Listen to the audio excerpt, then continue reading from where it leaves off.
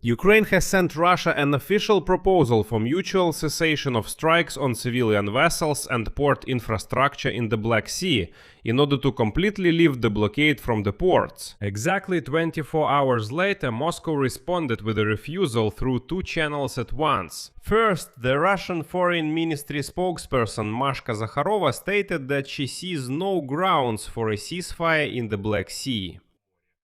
Meanwhile, Russian Foreign Minister Sergei Lavrov separately called the very idea of freezing the war, quote, impossible even to consider, instead threatening, on the contrary, to intensify strikes not only against Europe, but also against Europe.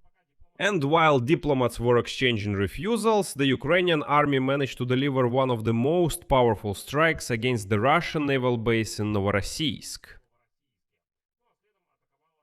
And then they attacked strategically. At the same time, June and July have already become a period when Russia attacked at least 50 civilian ships.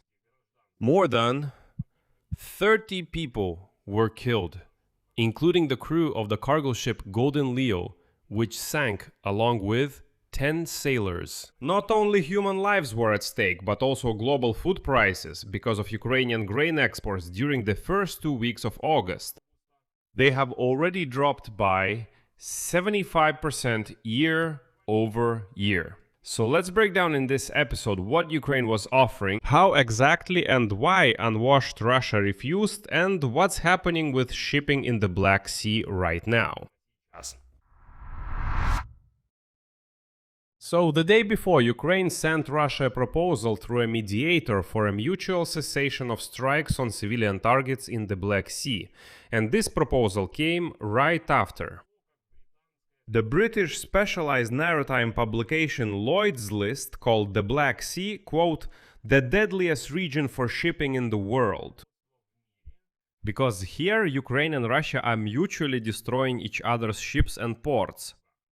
Well, it would seem that Ukraine has already shown the Russians that it can destroy their tankers and cargo ships, as well as stop all exports in the Sea of Azov and in Novorossiysk in just one night. After that, they immediately suggested ending these mutual strikes and establishing a truce. Well, once again, Ukrainians thought that Russians were at least a little bit civilized, that they still had some brains left, and said, listen, let's stop hitting each other's ships and ports. Well, we showed you that we can respond in a completely symmetrical way. Don't think that you can hit our ports and we won't do anything in return. But unfortunately, the Kremlin decided that Ukraine was supposedly asking for a truce out of weakness. And so the official representative of the Ministry of Foreign Affairs, Mashka Zakharova, I call her the Russian Foreign Ministry's drunken press mouthpiece, stated that Moscow sees no reason to agree to a truce. Here's the quote. We do not see any prerequisites for improving the situation and therefore no grounds for half measures that would only give the Kiev regime a temporary respite. She also stated that Russia regularly faces rampant terrorist attacks carried out by Ukrainian armed forces drones against civilian vessels. Well, she specifically answered the question about Turkey's mediation initiative, which is ready to act as a mediator in this matter. And I'll explain a bit later what is meant by that. So, in other words, Mashka Zakharova is complaining that Ukraine is attacking ships in the Black Sea. Ukraine is proposing to mutually stop these attacks, but Russia refuses and keeps complaining about these attacks. That's the whole logic of the Russians. But it's important to understand that this wasn't just a proposal from Ukraine. Well, first of all, Ukraine was under pressure. The United States of America, for example, asked them not to strike tankers in Novorossiysk. These tankers, for instance, transport Kazakh oil. And then the UN started asking, saying, oh, grain is being exported from Russia and you're striking the terminal so they can't continue trading their goods. So in the end, Turkey's foreign minister Hakan Fidan called on both sides to create a mechanism for a ceasefire in the Black Sea, even before Russia refused.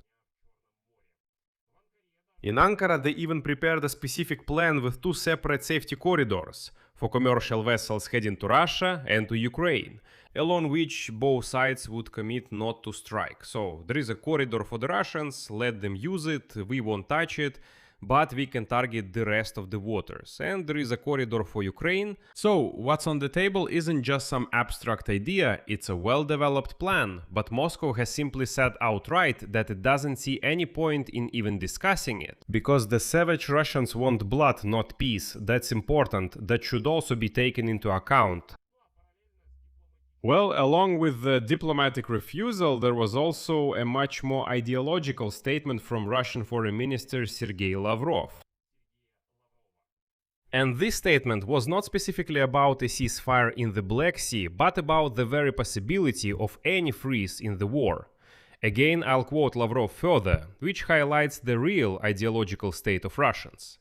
In other words, they are ready to die. To live in poverty, to live in filth, in dirt, in isolation, but to believe that they are some kind of 1,000-year-old nation. Here is Lavrov's quote. If we were to suddenly stop now at the line of contact, we would essentially allow the sacrifice of our grandfathers and great-grandfathers who defeated Nazism to be devalued. What nonsense is that? It's not even possible to consider, says Lavrov. It's not just about how comfortable someone is living today. Our people are suffering, people are dying from these terrorist acts. Напомню, let me remind you, most Russians are dying, I would even say dropping like dogs on the sacred Ukrainian land. So it turns out these are also terrorist acts when Putin sends Russian Ivans to die in Ukraine. Well, excuse me. I'll continue quoting Lavrov. We are talking about our responsibility for the 1,000-year history of the Russian state. Hostilities can only be stopped if there is a long-term, reliable and stable settlement. Well, that is on the terms of a complete capitulation of the opposing side, since that's exactly how the Kremlin formulates its demands, and at the same time he also threatened to intensify the strikes. He says Russia will destroy anything from the West that helps strengthen Ukraine's military potential. And what about the Russian Ministry of Defense? They have already promised the Ukrainian armed forces a freeze, but not in the sense of a truce, but in the sense that Ukrainians are facing a cold winter without light or heat. You see what I mean, right? Barbarians and terrorists are openly saying that they will freeze ordinary Ukrainian civilians. In general, these savages have completely gone off the leash. And notice, the reasons and goals of the war are no longer being explained to Russians. Remember, at the beginning, what was it? Denazification, demilitarization, something else too. That's it. Everyone has already forgotten about all that. Now it's a war for the 1,000-year history of the Russian state. War. Well, let's talk about why this truce mattered at all.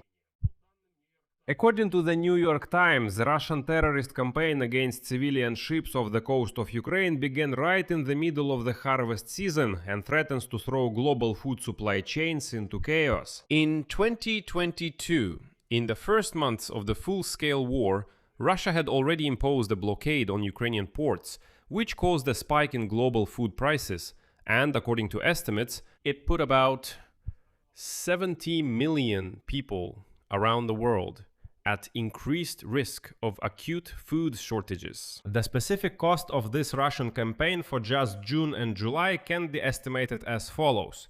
Russian forces attacked at least 50 cargo ships. More than 30 civilians were killed. And the most tragic incident happened with the cargo ship Golden Leo, which was fired upon on July 19th. It left the port of Chernomorsk with a shipment of grain, and when the ship had moved only 6.5 kilometers away from the port, a Russian missile struck directly into its hull. As a result, 10 crew members and a Ukrainian harbor pilot were killed, and the ship completely sank. So after such barbaric attacks by the savage Russians, Ukraine began systematically attacking the Russian fleet of River Sea-class tankers in the Sea of Azov, and continues to strike vessels transporting Russian goods, because of which the occupied Crimea is effectively isolated and experiencing a fuel shortage. Experts note that Russia's actions are a systematic and indiscriminate campaign against merchant vessels carrying agricultural and other non-military cargo, and therefore such attacks violate international treaties, including the UN Convention on the Law of the Sea. At the same time, experts note that although Russia-linked oil tankers are technically considered civilian vessels,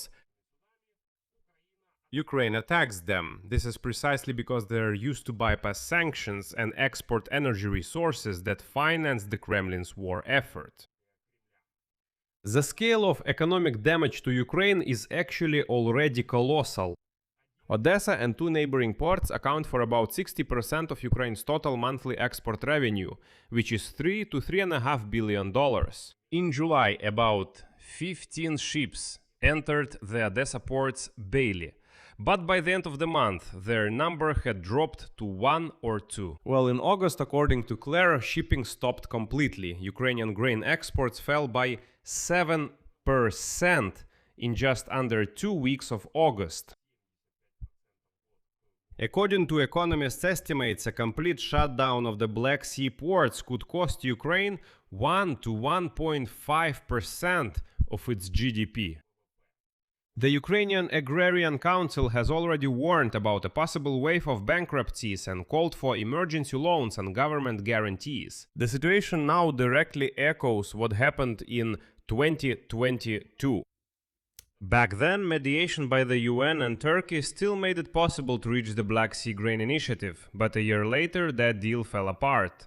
But the truth is, by that time, Ukraine had already managed to push Russian warships out of the northwestern part of the Black Sea and was mostly continuing shipments on its own. It's telling that now, for the second time, Turkey is once again acting as the mediator. Only this time, Moscow refused to even start the conversation. And now, in a situation where the savage Russians don't understand human language, Ukraine's defense forces continue to strike them. It was on the night of August 12, literally on the eve of Ukraine's proposal, that Ukraine's defense forces delivered one of the most powerful strikes on Novorossiysk during the entire war. They attacked air defense positions, docks and port infrastructure with jet-powered drones, missiles and unmanned surface vessels. And already on August 14, the day Moscow refused the ceasefire in the Black Sea, Ukrainian drones struck another strategic port. This is Ust-Luga on the Baltic near St. Petersburg, and according to the General Staff of the Armed Forces of Ukraine, the Novotek Ust-Luga complex was hit. This is a facility for fractionation and processing of gas condensate with the capacity of almost 8 million tons of raw materials per year. There have been reports of damage to 2 processing units and a fire.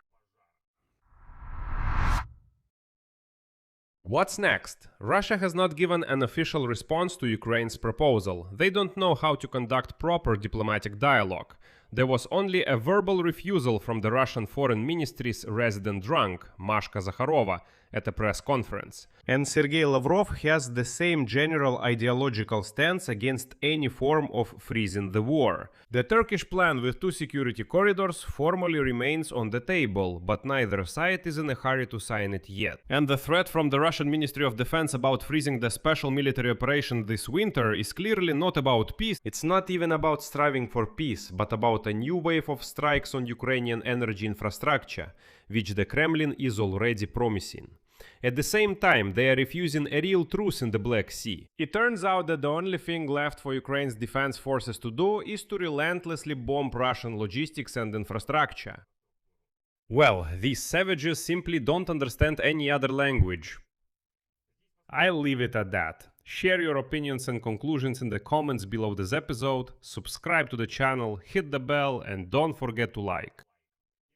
If you want to support the work of this YouTube channel, you can do so financially by donating through the links and details in the description of this video. That's all for now, take care of yourselves, goodbye everyone.